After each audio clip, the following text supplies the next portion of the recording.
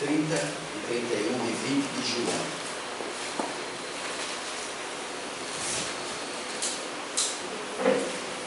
Amém? Jesus, pois, operou também em presença dos seus discípulos muitos outros milagres que não estão escritos nesse livro. Continua. Esses que foram escritos, porém, que foram escritos, foram escritos para que creiais que Jesus é Cristo, o Filho de Deus, e para que, crendo, tenhais a vida do seu nome. Não é só uma demonstração do que Jesus fez, é uma promessa da demonstração que ele fez, dos milagres, dos sinais que ele veio operar. Certa feita, os homens estavam ali discutindo a respeito de Jesus e sacerdotes. Assim, olha, é impossível, nós não podemos negar os feitos de Jesus, não tem como negar o que Jesus fez. Eles estavam se levantando contra Jesus, né? Queriam prender Jesus, mas eles não podiam, porque o que Jesus tinha feito em outro lugar, lá quando ele curou aquele cego, ele disse: olha, nunca vimos homem nenhum, ninguém curar um cego de nascença, né? Nunca vimos fazer isso. Então esses sinais, eles devem ser sinais tão lógicos em nossas vidas, para que nós tenhamos a nossa fé aí, né? Nossa fé seja firmada no que Jesus fez. Por que Jesus não fez aquilo que eu queria? É exatamente porque você queria, né?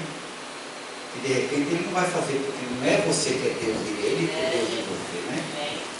Então, como a Bíblia diz que você tem que louvar a Ele até mesmo nas tribulações, então pode ser uma prova, né? Pode Deus estar provando o teu coração. A Bíblia, eu gosto de uma coisa que tem na Bíblia, que a Bíblia diz, a palavra diz que o Senhor, Ele sonda os nossos rins. Eu sempre fico implicado com isso, né?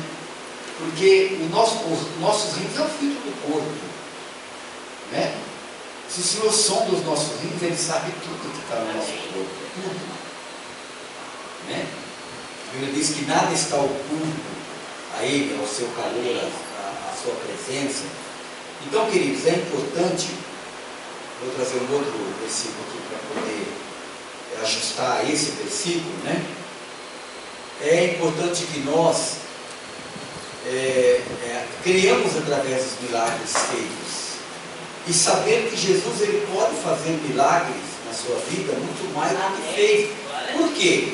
Porque se você olhar os milagres que foram feitos por Jesus, a maioria deles eram por pessoas que não tinham nem a fé nele, né? Você nota que, por exemplo, tem um versículo assim, que Paulo, vendo que aquele homem tinha fé para ser curado, né?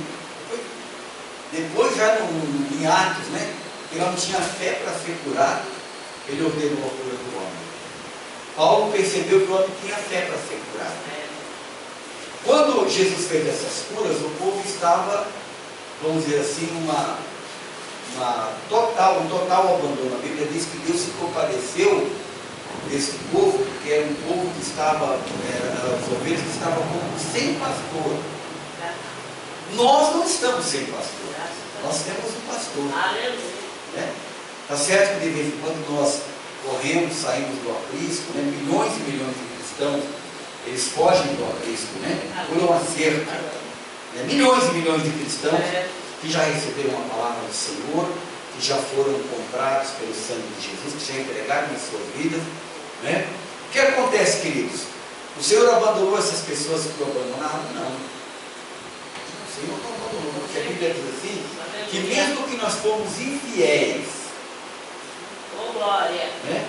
Ele ainda permanece fiel àquilo que ele fez. E a Bíblia diz que aquele que começou uma grande obra em sua vida, ele é poderoso para completar a obra, né? Agora, para que essa obra se complete na nossa vida, precisamos o Senhor precisa de vez em quando nos deixar fazer o que nós queremos. Exatamente porque nós não somos escravos. Nós somos escravos, nos tornamos escravos de Jesus por livre espontânea vontade. E não porque a Bíblia ou porque o Senhor nos escraviza. Porque de repente diz, porque agora eu me tornei um crente, eu não posso fazer isso, não posso fazer aquilo, agora não posso. Não, você pode fazer tudo o que você quiser na vida. Agora, é claro que nem tudo lhe convém fazer. Quando a Bíblia fala disso aqui, não é que Deus está te dando, ou Jesus está te dando, por exemplo, uma ordem para você não pecar, não fazer aquilo que você está vendo no mundo.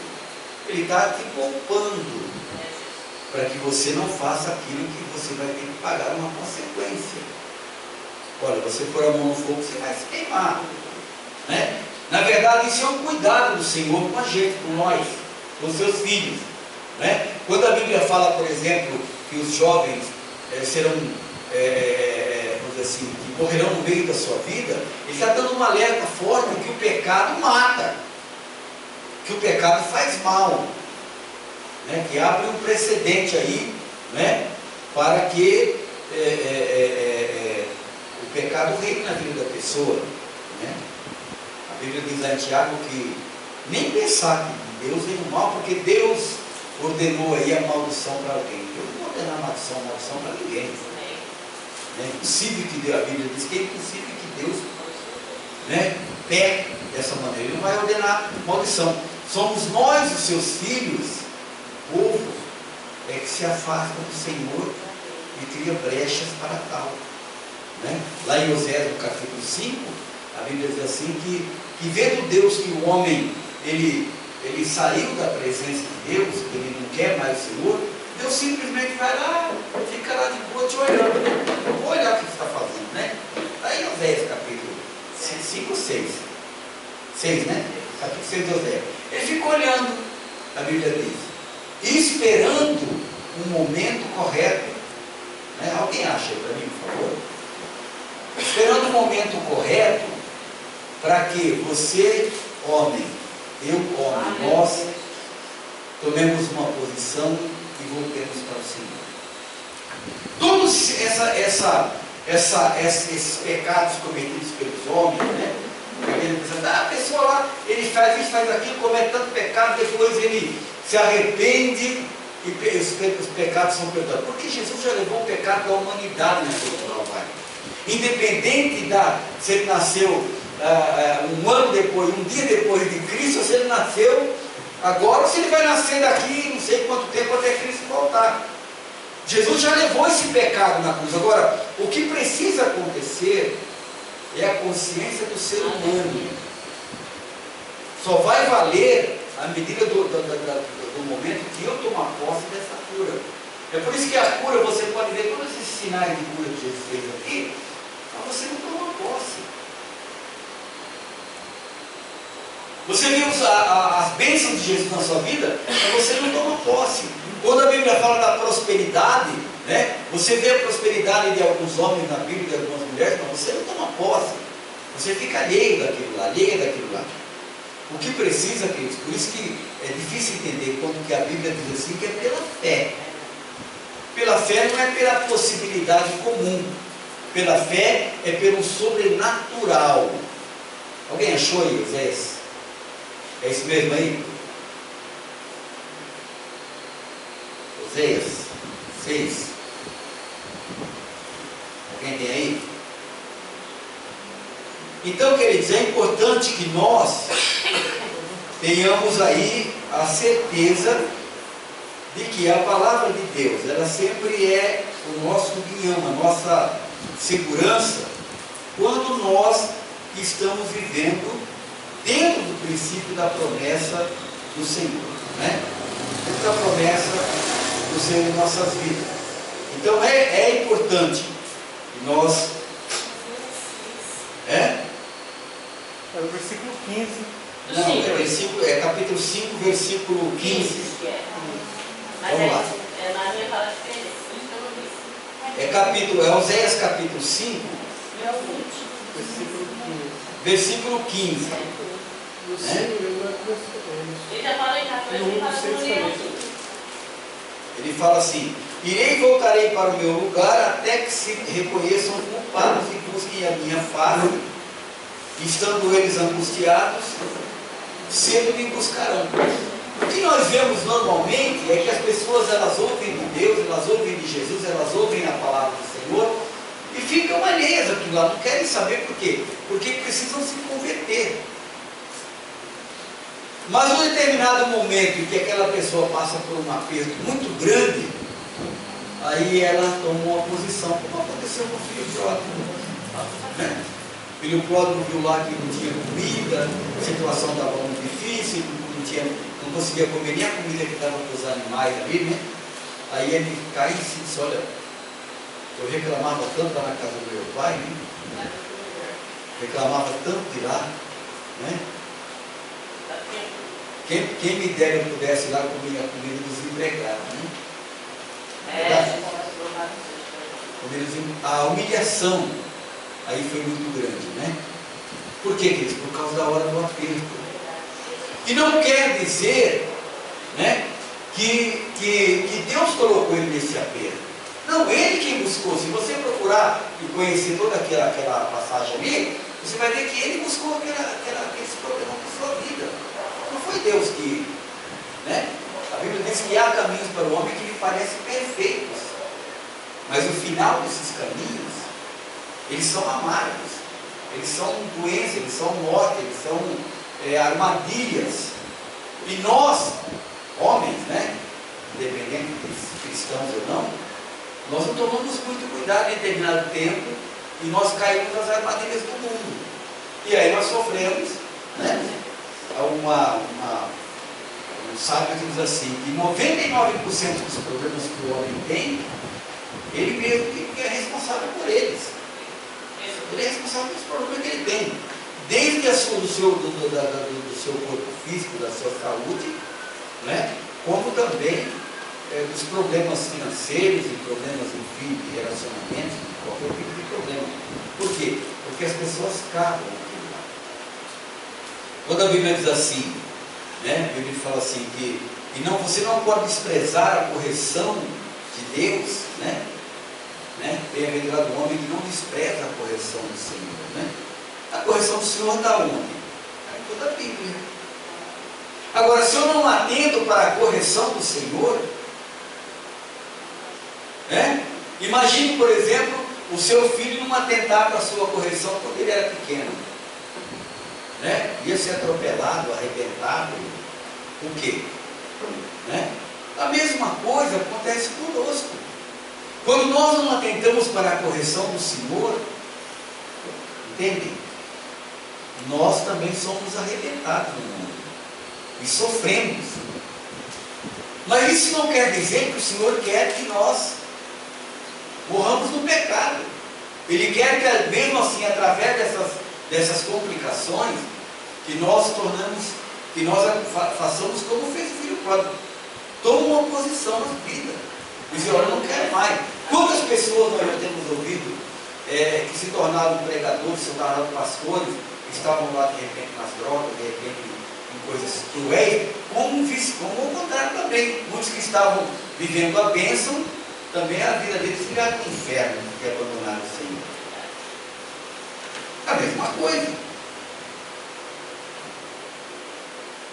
Ter o Senhor e ter a certeza da salvação, isso significa o seguinte, uma alegria interna que gera em nós substância que nos dá alegria de viver. É por isso que a Bíblia, se você pega, por exemplo, o Salmo de número 91, versículo 12, ele vai dizer, porque se apegarão a mim, diz o Senhor, eu o livrarei, eu o protegerei. Essa confiança entre a criatura e o Criador, e depois que ele ou ela se sente que passou de criatura, o Luiz comentou isso daqui, né? Que passou de criatura para ser filho. Olha, se eu sou filho, filha, eu tenho direito às coisas do meu pai, eu tenho herança. Se eu sou filho, eu não posso viver na miséria. Se eu sou filha, eu não posso viver na miséria. E não posso comparar também essa descrição do meu Pai Celestial como se fosse o meu Pai terreno, porque milhões e milhões de pessoas, né, olham para Deus, para Jesus, pensando nos seus pais terrenos, também cheios de pecado, cheios de falha, de problema, das mesmas necessidades que os seus filhos padecem. Até também porque não obedeceram a palavra do Senhor. O Luiz falando aqui, né? Todos são filhos de Deus. O diabo não tem filho. Quando Jesus fala que as obras daqueles homens se parecem com as do pai deles, que é o diabo, lá em João, ele está falando o seguinte: aquelas obras caracterizam que aquela pessoa está afiliada aos demônios. Porque o diabo não tem filho. O diabo não tem filho. Entende? Agora, as ações de certas pessoas, elas se parecem com as do diabo. Então, todas as pessoas, porque Jesus orou lá no capítulo 17 de João, que Ele não quer que ninguém se perca. Ele quer que todos cheguem ao conhecimento da salvação, independente de quem seja, independente do que estão cometendo, né? Quando você vê, por exemplo, uma pessoa sofrendo muito, você vai lá e diz que aquela pessoa está sofrendo, né? Mas a gente devia até orar por ela, né? Para que Deus realmente continuasse e ela tivesse a mesma ação que teve o filho pródigo, né? Aí se de repente diz, olha que situação que eu estou, né? Isso, queridos, no nosso corpo. Porque se Jesus curou lá ressuscitou Lázaro morto há 4 dias. Se Jesus curou a mulher de fluxo de sangue com tanto tempo, quantos anos era? 12 anos, aquele homem lá da marca, lá com 18, quantos anos era? 38 anos.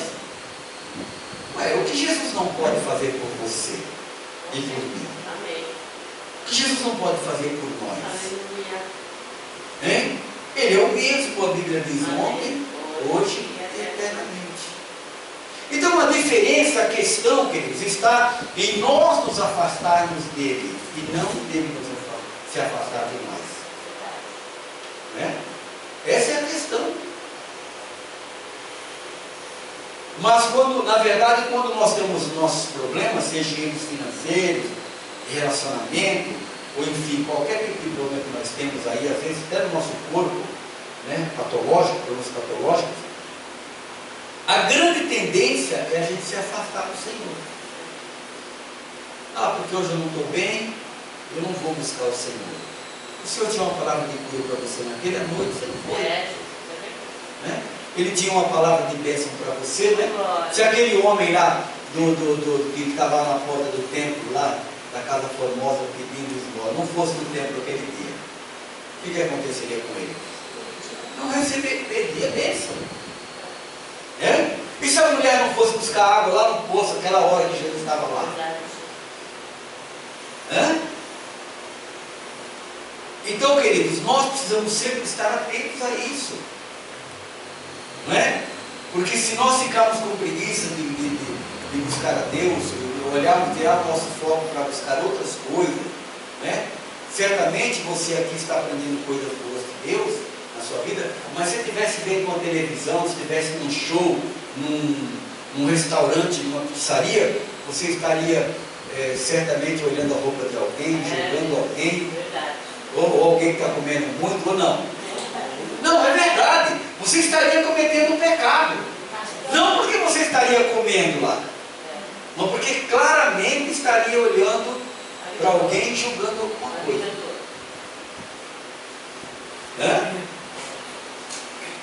Então o que nós precisamos compreender é exatamente isso. Você não sabe se de repente na vida minha, ou na minha vida já aconteceu isso aí, né?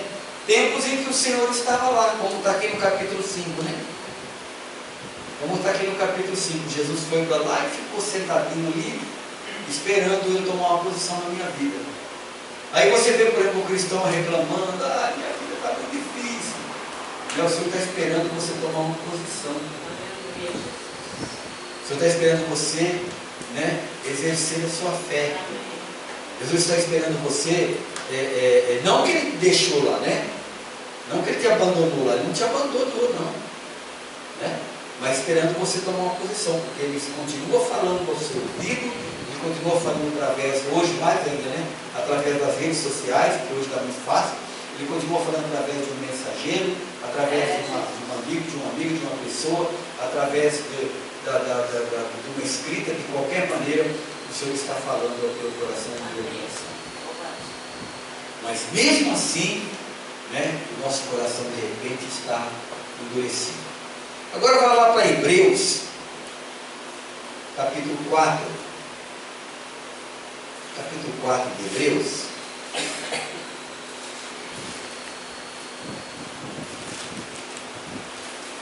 Glória a Deus. Capítulo 4 de Hebreus.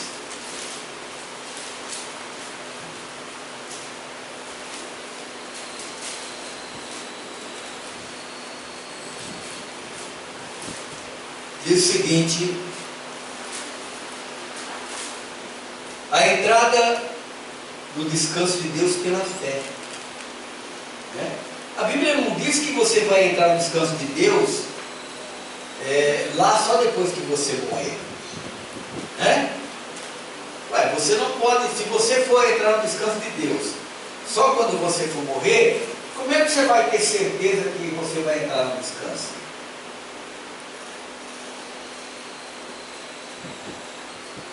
Você tem que buscar viver as bênçãos de Deus enquanto você está vivo aqui na terra. Porque isso é o que vai alimentar a tua fé, e alimentar a tua esperança, e a tua garra para lutar contra o pecado.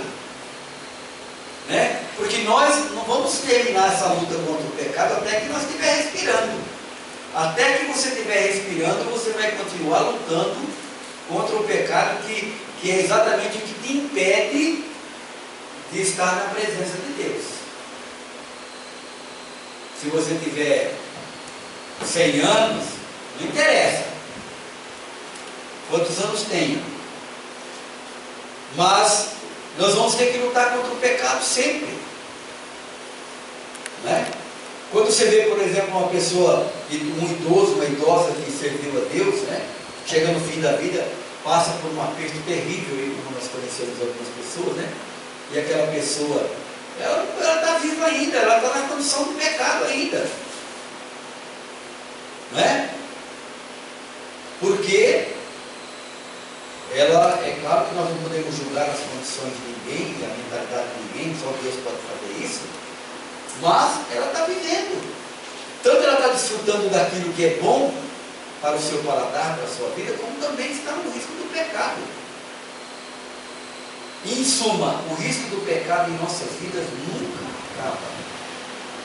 A mesma coisa que Jesus falou: Pai, está tudo consumado, está tudo cumprido, né? Enquanto ele não fala isso aí, poderia ter feito um pecado também. Ou não? Poderia também. Só que Jesus não veio para fazer isso. Não estou dizendo que Jesus iria pecar, mas ele teve que resistir até o fim, até a morte, né? Aí no capítulo 4 diz o seguinte: temamos, pois, que porventura deixada a promessa de entrar no seu repouso. Presta atenção, hein? Porventura você deixada a promessa. Essa promessa, ela tem que ser uma promessa que ela mexa com a nossa vida todos os segundos, não é dia, não, viu?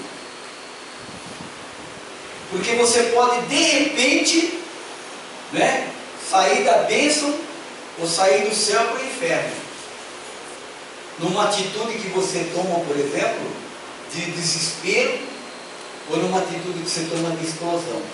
Você sai do céu para o inferno com poucas palavras.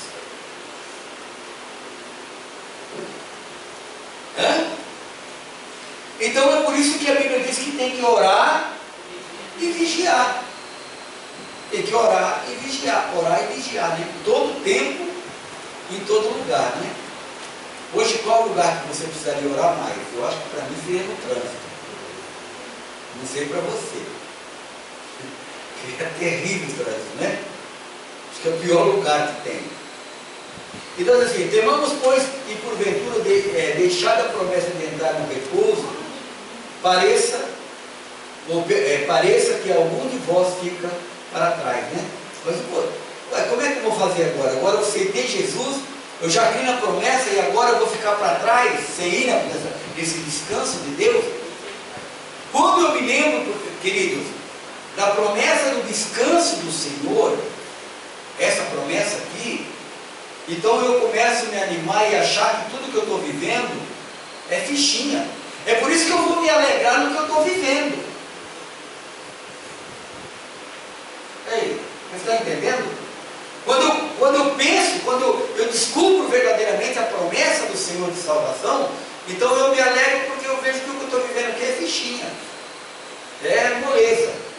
Por quê? Visto da grandeza que é o descanso que vem da parte do Senhor. Né? Às vezes a pessoa fala, morreu, assim, descansou das suas obras. Né? Descansou. Quem morreu não pode mais comer, também não tem mais dívida para pagar aqui, né? Eu falei hoje ainda lá no inferno, né? Porque um monte de coisa acaba. Ou quer dizer, tudo acaba. Só fica o que a Bíblia diz, né? Que o homem está ordenado a morrer uma só vez e logo depois disso o juiz. Hebreus 9,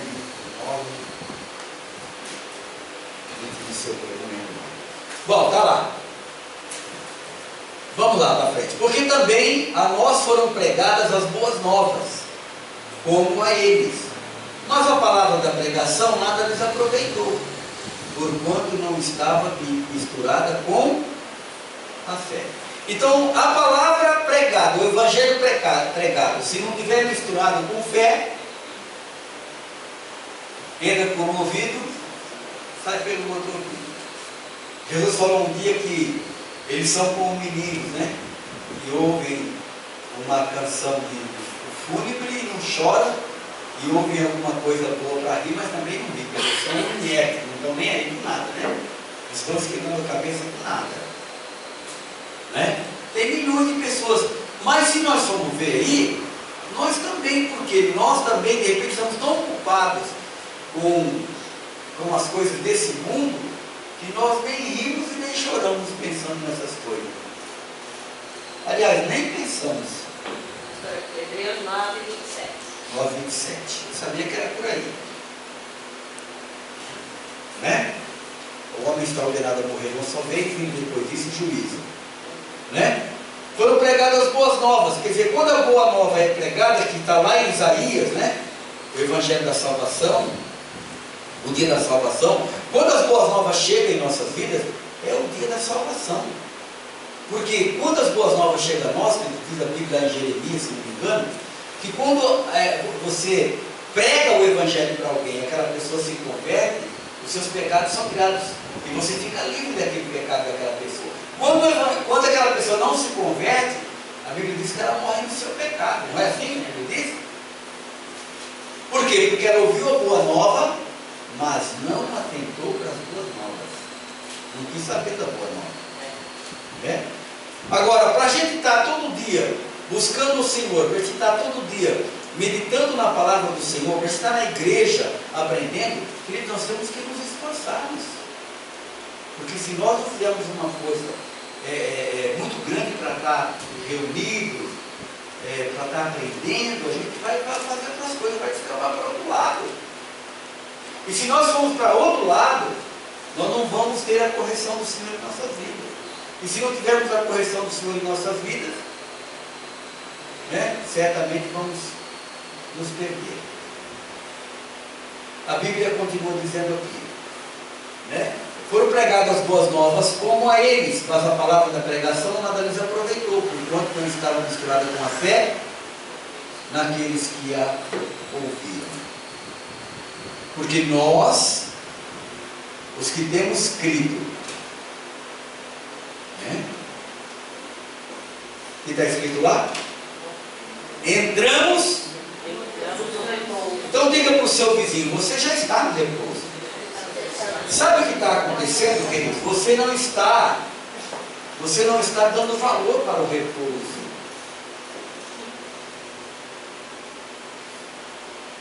Você não está dando valor devido para esse sacrifício feito por você. Nós já estamos no repouso, mas por causa da nossa murmuração, por causa das nossas, ainda a nossa personalidade não ter sido ajustada à fé, então nós sofremos. Porque o repouso, nós já estamos. Aleluia. É muito simples, nós pregamos, todo mundo prega lá de você, olha, mas a todos quantos receberam, deu-lhes o poder de serem filhos. Você já recebeu Jesus? Você é filho.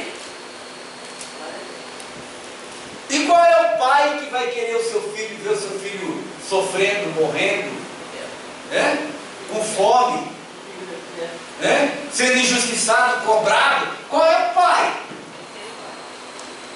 A não ser que seja um filho bastardo. A não ser que seja um filho, uma filha que não se importe com o pai, com a família. Porque, do contrário, nós já temos que exercer essa fé. Já, por quê? Porque, porque nós, os que temos crido, entramos no repouso.